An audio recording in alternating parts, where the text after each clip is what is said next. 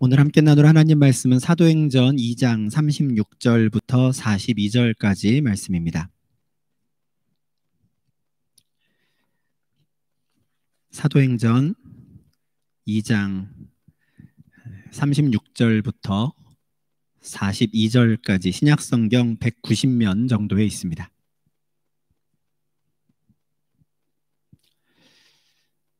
다 찾으신 줄 알고 사도행전 2장 36절부터 42절까지 말씀 제가 봉독하겠습니다. 그런즉 이스라엘 온 집은 확실히 알지니 너희가 십자가에 못 박은 이 예수를 하나님이 주와 그리스도가 되게 하셨느니라 하니라. 그들이 이 말을 듣고 마음에 찔려 베드로와 다른 사도들에게 물어 이르되 형제들아 우리가 어찌할꼬 하거늘 베드로가 이르되 너희가 회개하여 각각 예수 그리스도의 이름으로 세례를 받고 죄 사함을 받으라. 그리하면 성령의 선물을 받으리니 이 약속은 너희와 너희 자녀와 모든 먼데 사람 곧 주 우리 하나님이 얼마든지 부르시는 자들에게 하신 것이라 하고 또 여러 말로 확증하며 권하여 이르되 너희가 이 패역한 세대에서 구원을 받으라 하니 그 말을 받은 사람들은 세례를 받음에 이날에 신도의 수가 3,000이나 더하더라. 그들이 사도의 가르침을 받아 서로 교제하고 떡을 떼며 오로지 기도하기를 힘쓰니라. 아멘. 네, 오늘 말씀을 나누기 전에 먼저 성탄절 예배를 온라인 예배로만 드리게 된 점에 대해서 양해 말씀을 드립니다. 특히 오늘은 지난 주일에 말씀드린 대로 원래 유아 세례식과 또 입교식, 세례식이 예정되어 있었는데요. 예식도 좀 갑작스럽게 연기하게 되었습니다. 오랜 시간 교육도 받고 또 함께 기도하며 입교 세례식을 준비하신 성도님들께 또 참 죄송한 마음입니다. 그렇지만 현재 이 모든 학교들도 또 문을 닫은 상황에서 우리도 정부의 방침에 함께 협조하면 좋겠다라는 논의가 익투스 교회와 함께 이루어졌고요. 그래서 오늘부터 1월 중순까지 진행될 모든 예배를 온라인 예배로만 드리게 되었습니다. 올 한 해 우리가 예배를 어떻게 드렸나 한번 생각을 한번 해봤는데요. 상반기에 우리가 한 3개월 정도 교회당 문을 완전히 닫았던 적이 있었습니다. 그리고 7월부터는 다시 예배당에 나와서 예배를 드리는데 많을 때는 한 100명 정도의 성도님들이 같이 예배를 드릴 수 있었던 적도 있었습니다. 네, 10월부터 다시 30명으로 인원 제한이 생겼고 그리고 현재는 다시 전체 락다운에 들어가게 되었습니다.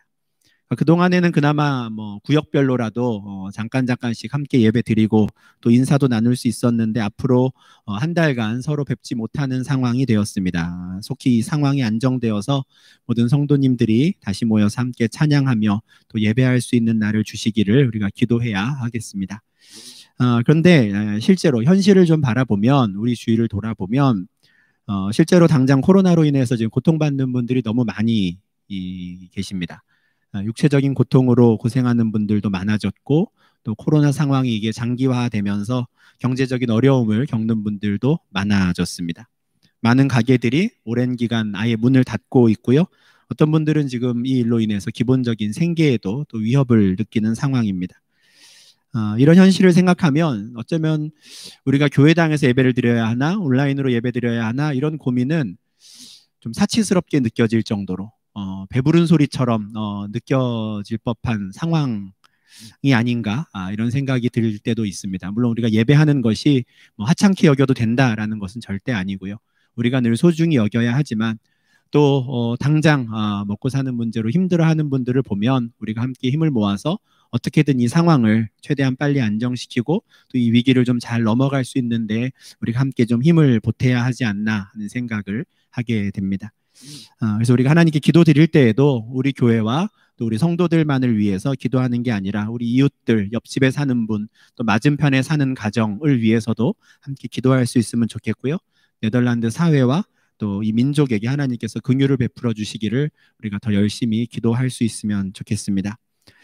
올해는 그 어느 때보다도 우리가 차분하게 성탄절을 보내게 되었지만 예수께서 이 땅에 오셨다는 이 복된 소식이 정말 하루하루 고단한 인생을 살아가고 있는 이 땅의 모든 사람들에게 모든 분들께 참된 소망이 되고 또 위로가 될 수 있는 날이 또 속히 오기를 또한 함께 기도해 주시면 감사하겠습니다. 이제 좀 말씀을 나누겠습니다. 우리가 지난 4주간 대강절을 보내면서 2000년 전에 오신 예수님을 생각했고요. 또 이제 곧 다시 오신다라고 말씀하신 주님의 약속을 기억하는 시간을 가졌습니다. 그리고 오늘은 이제 드디어 우리가 성탄절을 맞이한 것이죠. 하나님의 독생자이시며 하나님의 말씀이신 예수께서 육신을 입고 이 땅에 오신 것을 기념하는 날입니다. 성탄절이 예수님의 실제 생일이 아닐 가능성이 더 많습니다. 이런 한겨울에 오셨으면 목동들이 밖에서 양을 치지는 못했을 거예요. 너무 추워서. 그래서 좀 따뜻한 때 오시지 않았을까 우리가 생각을 하지만 어쨌든 우리는 매년 1년에 한 번 성탄절을 정하여서 예수님의 탄생을 지금 기념하고 있습니다. 그런데 우리가 성탄절을 기념하는 방식 그리고 성탄절을 대하는 우리의 마음가짐을 한번 생각을 해보면 다른 사람의 생일을 대하는 방식과는 완전히 다르다라는 것을 한번 생각을 하게 됩니다. 가족이나 친구 중에 생일을 맞이한 분이 있으면 어떻게 인사하십니까? 축하합니다. 이렇게 인사하죠. 근데 성탄절에는 우리가 예수님께 축하합니다라고 말하지 않습니다. 한 번도 그런 적은 없는 것 같아요. 축하드립니다라는 말로 예수님께 인사한 적은 없는 것 같습니다. 대신 우리는 예수님께 감사합니다라고 인사를 하죠. 우리가 매년 성탄절에 고백하는 게 그겁니다. 감사합니다이죠. 이 축하와 감사는 완전히 다릅니다. 그러니까 축하는 어떤 일이 벌어졌는데 그 일이 상대방에게 좋은 일일 때 하는 인사이죠. 태어났거나 입학을 했거나 졸업을 했거나 취업을 했거나 이직을 했거나 하면 그 일이 상대방에게 좋은 일이기 때문에 기뻐하고 즐거워하면서 축하 인사를 나눕니다. 반면에 감사는 좋은 일이 나에게 일어났을 때 하는 인사입니다. 특히 상대방이 어떤 말을 했거나 행동을 한 일로 인해 나에게 좋은 일이 일어났을 때 그 사람에게 우리가 감사합니다라고 인사를 하죠. 그런데 우리는 성탄절에 예수님을 축하하지 않고 감사합니다. 그럼 우리가 어떤 혜택을 받았길래 예수님이 오심으로써 우리에게 어떤 좋은 일이 있었길래 우리는 축하 대신 감사를 드리는 것일까? 이에 대해서 제일 먼저 분명하고 확실하게 설명하고 또 선포한 사람이 바로 사도 베드로입니다. 오늘 본문 36절에서 베드로는 너희가 십자가에 못 박은 이 예수를 하나님이 주와 그리스도가 되게 하셨느니라 이렇게 선포하는데요. 이것이 바로 우리가 예수님의 탄생에 대해 감사해야 하는 이유입니다. 이 36절 말씀을 이해하려면 그 앞에 있는 14절부터 35절까지 이어지는 이 베드로의 설교를 보아야 하는데 간략하게 말씀을 드리겠습니다. 부활하신 예수님께서 승천하신 후에 약 열흘 정도 지나서 오순절이라는 절기가 되었는데요. 그때 성령께서 제자들에게 임하시죠. 그리고 성령의 충만함을 받은 제자들은 성령께서 말하게 하심을 따라서 하나님의 큰 일에 대해서 선포하기 시작합니다. 제자들이 말하는 그 하나님의 큰 일이 무엇일까? 내용을 가만히 보면 바로 유대인들이 십자가에 못 박아 죽인 예수를 하나님께서 다시 살리셨다는 겁니다. 하나님이 예수를 살리셨다. 이게 하나님의 큰 일이죠. 하나님께서 사망의 고통으로부터 예수를 다시 살리셨고 부활하신 예수님은 제자들에게 나타나셨습니다. 부활하신 예수님을 만난 제자들에게 성령이 임하시자 이제 제자들은 부활하신 예수님의 증인이 되었지요. 그래서 베드로는 오늘 본문 36절에서 하나님께서 행하신 큰 일에 대해 이렇게 선포하는 겁니다. 이스라엘 온 집은 확실히 알지니 너희가 십자가에 못 박은 이 예수를 하나님이 주와 그리스도가 되게 하셨느니라. 비록 유대인들은 예수님을 십자가에 못 박아 죽였지만 하나님께서 그를 다시 살리셨을 뿐 아니라 그분을 주와 그리스도가 되게 하셨다라는 선포입니다. 하나님께서 이런 큰 일을 행하셨다라는 말을 들었을 때 이 말을 직접 그 자리에서 들은 예루살렘의 유대인들의 반응은 어땠습니까? 37절을 보면 그들은 마음에 찔림을 받았다라고 합니다. 그런데 그렇게 마음에 찔림을 받은 이후에 그들이 던지는 질문이 아주 인상적입니다. 형제들아 우리가 어찌할꼬 이렇게 묻지요. 저에게 이 질문이 인상적인 이유는 이 짧은 질문, 형제들아 우리가 어찌할꼬 라고 하는 이 짧은 질문에 그들의 굉장히 다양하고 복잡한 어떤 감정, 복잡한 생각들이 다 담겨 있기 때문에 그렇습니다. 예루살렘에 있는 이 유대인들이 지금 베드로로부터 이 설교를 듣고 이 선포를 듣고 있는 때가 언제쯤인지 한번 생각해 보면 좋겠습니다. 유대인들이 예수님을 십자가에 못 박아 죽인 후에 사흘 만에 하나님께서 예수님을 사망의 고통에서 풀어 살리셨죠. 부활하신 예수님께서는 약 40일 정도 이 땅에 계시며 제자들을 만나시고 제자들에게 하나님 나라의 일을 가르치셨다라고 합니다. 그리고 승천하셨죠. 예수님이 승천하신 이후에 열흘이 지나서 오순절이 되었을 때 성령께서 임하셨고 베드로는 오늘 본문 36절과 같은 선포를 하게 됩니다. 그러니까 이 상황을 역순으로 이렇게 한번 계산을 해보면 예수님께서 십자가에 달려 죽으시고 약 50일 정도 후에 제자들은 성령의 충만함을 받습니다. 2달이 채 못 되는 시간이죠. 그러니까 지금 베드로를 비롯한 제자들이 유대인들을 향해서 너희가 예수를 십자가에 못 박아 죽였다라는 그 사건이 불과 50일 전, 2달도 채 안 되는 때에 일어났던 일입니다. 분명히 베드로의 말을 듣고 있던 모든 사람들은 그날의 일을 분명히 기억할 것입니다. 온 이스라엘과 온 예루살렘을 떠들썩하게 만들었던 그 일을 50일 만에 그냥 다 잊어버릴 그런 사람은 없었을 것입니다.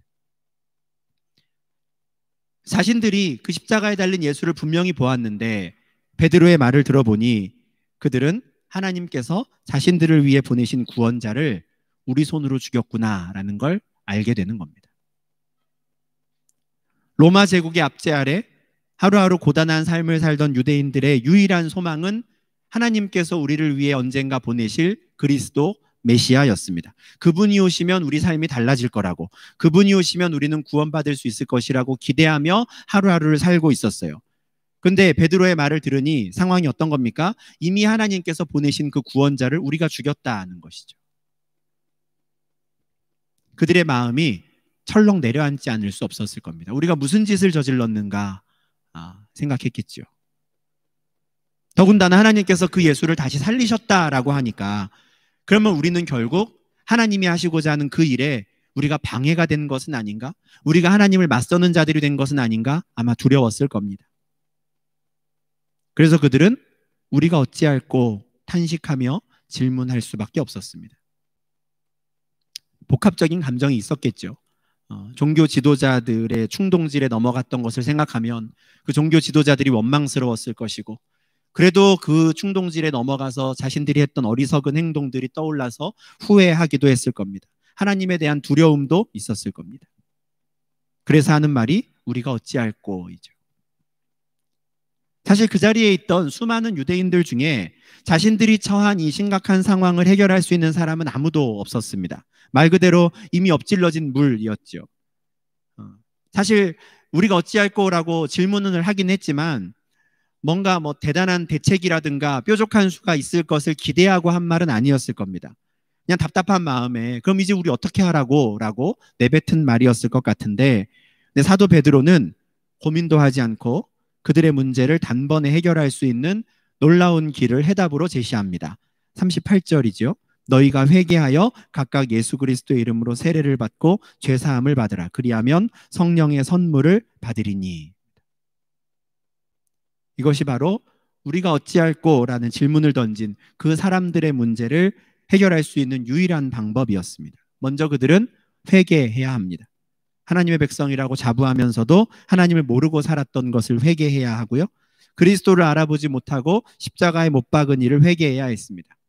근데 만약에 그들이 회개한다면, 만약에 그들이 자신들의 죄를 뉘우치고 다시 하나님께로 돌아온다면 하나님께서 그들을 용서하실 것이다, 그들의 죄를 사해 줄 것이다 말하는 것이죠.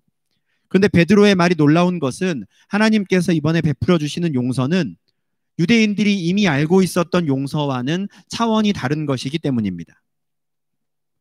하나님께서는 예수를 그들의 주와 그리스도로 세우시면서 회개하고 하나님께로 돌아오는 자들을 완전히 용서하시는 새로운 길을 여셨습니다. 하나님께서는 유대인들이 십자가에 못 박아 죽인 예수를 다시 살리셔서 주와 그리스도가 되게 하심으로 완전한 용서의 길을 여신 것이죠. 예전에는 내 죄를 인정하고 하나님께 용서받고자 하는 사람은 소나 양과 같은 제물을 끌고 제사장에게로 가야 했습니다. 나 대신 이 짐승을 죽여서 용서를 받아야 했지요. 그게 원래 하나님이 알려주셨던 용서의 방법이었습니다. 그러나 이제는 그럴 필요 없다는 것이죠. 이제 회개하는 자들이 해야 하는 일은 예수 그리스도의 이름으로 세례를 받는 것입니다. 그렇게 하면 하나님께서 그들의 죄를 용서해 주실 뿐 아니라 그들에게 성령을 선물로 주시겠다라고도 약속해 주셨습니다. 죄를 용서해 주실 뿐 아니라 앞으로는 다시는 그 죄 가운데 거하지 않고 영원히 하나님과 함께 살아갈 수 있도록 성령을 주시겠다 약속하신 것이죠.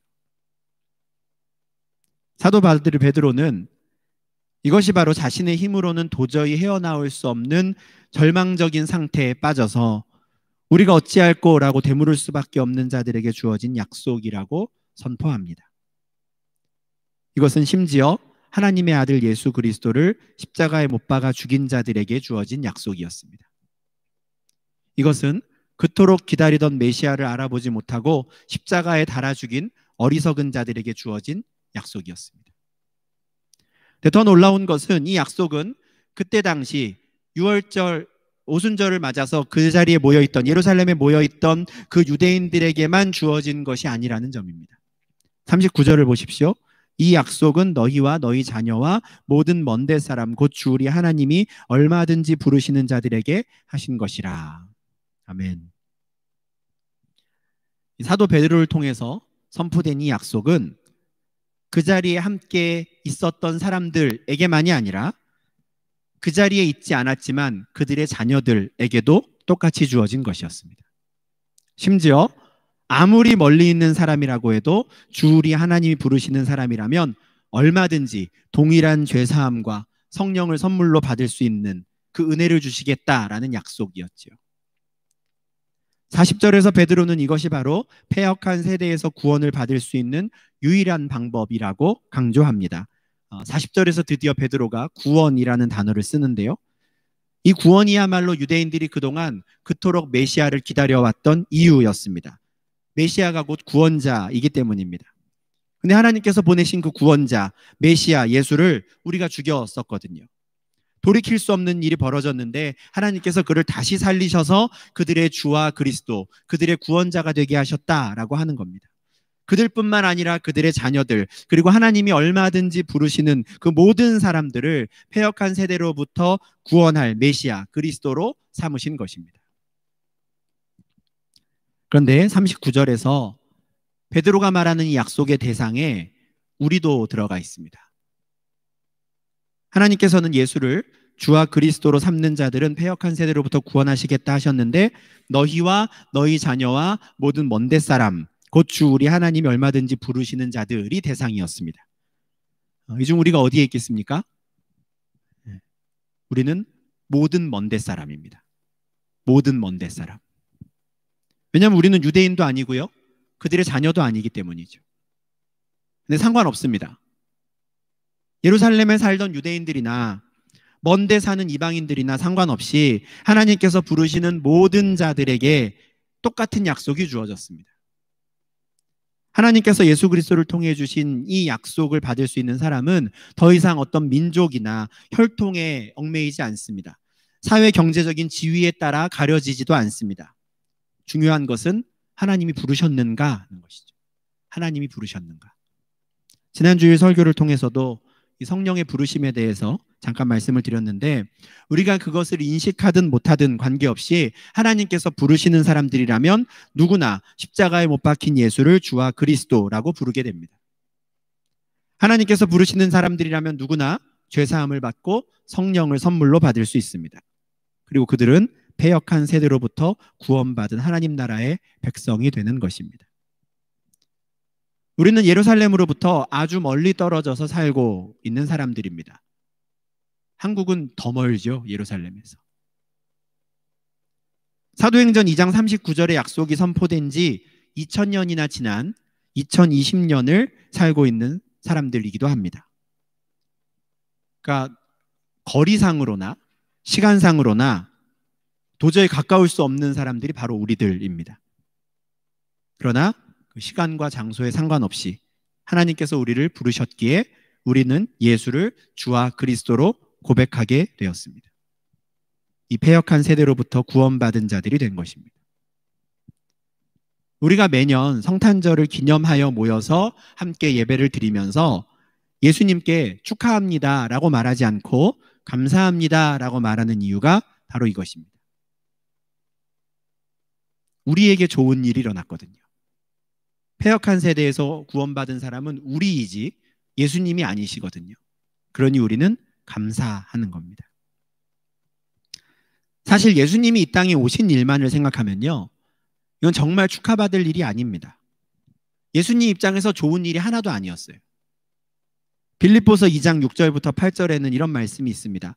그는 근본 하나님의 본체시나 하나님과 동등됨을 취할 것으로 여기지 아니하시고 오히려 자기를 비워 종의 형체를 가지사 사람들과 같이 되셨고 사람의 모양으로 나타나사 자기를 낮추시고 죽기까지 복종하셨으니 곧 십자가에 죽으심이라. 이게 예수님이 이 땅에 오신 일에 대한 설명이거든요. 예수님은 본래 하나님의 본체셨어요. 하나님과 동등한 분이셨습니다. 그런데 그 자리를 내려놓으시고 종의 형체로 이 땅에 오셨다는 것이죠. 하나님의 동등됨을 버리시고 사람의 모양으로 이 땅에 오셨다는 겁니다. 창조주 하나님이 피조물의 모습으로 자기를 낮추시고 또 낮추셔서 이 땅에 임하신 것이죠. 근데 어떻게 우리가 예수님께 축하합니다 하겠습니까? 우리 사는 사회에서도 그렇잖아요. 본래 높은 지위에 있던 사람이 낮은 지위로 강등되었는데 어느 누가 그 사람에게 찾아가서 축하합니다 하겠습니까? 그럴 사람은 아무도 없습니다. 성탄절은 그런데 더 큰 일이 일어난 거예요.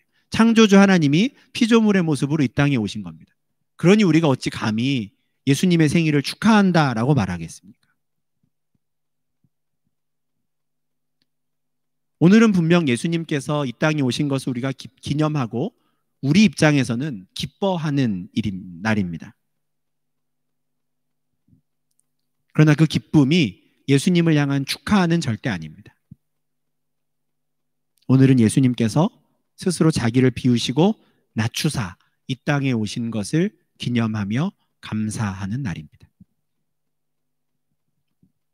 예수님이 왜 그렇게까지 하셨습니까?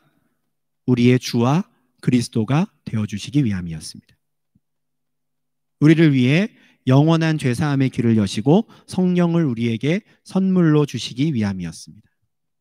그래서 우리가 성탄절 예배를 통하여 주님을 축하하는 것이 아니라 주께 감사하고 찬양하는 것이죠. 성탄절은 하나님께서 패역한 세대로부터 구원하실 모든 사람들을 위한 그 큰 일을 본격적으로 시작하신 날입니다. 그 이전까지는 예언만 하시고 예고만 하셨는데 그 일이 본격적으로 시작된 그날이 바로 이 날이었고 성탄절이 그것을 기념하는 날입니다. 지난 주일에는 성탄절을 앞두고 나는 예수님을 나의 구주로 믿는가, 나는 예수님이 하나님의 아들이심을 믿는가라는 질문을 우리 스스로에게 한번 던져보자라는 말씀을 드렸습니다. 그리고 그 질문에 대한 참된 신앙 고백을 가지고 오늘 성탄절을 맞이하자라는 말씀도 드렸습니다. 각 가정에 계신 모든 성도님들께서 각자 자신의 신앙을 고백하며 나의 주, 나의 그리스도가 되시기 위해 이 땅에 오신 예수님께 나아가 감사하며 경배할 수 있기를 소망합니다. 패역한 세대 속에서 살던 나를 위해서 사람의 몸을 입고 이 땅에 오신 주께 감사하는 오늘이 되기를 바라고 이 예배가 그 감사의 예배가 되기를 바랍니다. 그리고 앞으로도 이 사도 베드로가 담대히 선포한 그 약속의 말씀을 우리의 소망의 말씀으로 삼고 살아가시는 성도님들 되시기를 바랍니다. 그 약속은 우리와 우리 자녀와 모든 먼데 사람, 하나님이 얼마든지 부르시는 자들에게 주어진 약속입니다. 지금 우리가 처한 상황이 어떠하든지 간에 우리에게 주신 이 주님의 약속은 달라지지 않습니다. 한번 약속하신 대로 그 사람들에게 그대로 은혜와 사랑을 베푸시는 것입니다. 성탄절을 맞아서 이 귀한 약속을 우리에게 주신 삼위 하나님께 감사하며 또 그 큰 일을 위해서 이 땅에 오신 예수님께 영광을 돌리며 2020년의 성탄절을 보내는 로테르담 사랑의 교회 성도님들 되시기를 주님의 이름으로 축원합니다. 기도하겠습니다. 하나님 아버지 감사합니다. 패역한 세대 속에서 죄 가운데 허덕이던 우리를 위하여 독생자 예수 그리스도를 이 땅에 보내주시니 주님 감사를 드립니다. 어리석은 우리는 그 주님을 나무에 매달아 죽였지만 주께서 그를 다시 살리시며 우리의 주와 그리스도가 되게 하시니 주님 감사를 드립니다. 이제 그 앞에 나아가 회개하며 예수 그리스도의 이름으로 세례를 받고 죄사함을 받는 자들에게 하나님께서 영원한 은혜를 베풀어 주신다 약속하셨사오니 하나님 그 약속의 말씀을 붙잡고 주께 날마다 나아가는 저희 될 수 있도록 인도하여 주시옵소서. 특별히 그 약속이 우리에게만이 아니라 유대인들에게만이 아니라 우리의 자녀들과 모든 먼 데 있어서 누구든지 하나님 부르시는 모든 자들에게 주신 약속이라 하심을 믿습니다. 하나님 그 긍휼과 은혜를 저희 가운데 베풀어 주사 올해의 성탄절을 맞아 주께 나와 예배하는 모든 가정에 주님 동일한 은혜들을 베풀어 주시며 주 앞에 나와 예배하는 이들과 이들의 자녀들과 또 우리가 위하여 함께 기도하는 그 먼 곳에 있는 모든 이들을 위하여 주님 우리가 기도하오니 하나님 동일한 은혜들을 베풀어 주시옵소서. 그래서 우리가 정말 한 마음으로 다 같이 이 땅이 우리의 주와 그리스도가 되시기 위해 오신 예수님을 찬양하게 하시고 경배하게 하시고 그 앞에 나아가 감사하는 저희들 될 수 있도록 인도하여 주시옵소서. 예수님 이름으로 기도합니다. 아멘.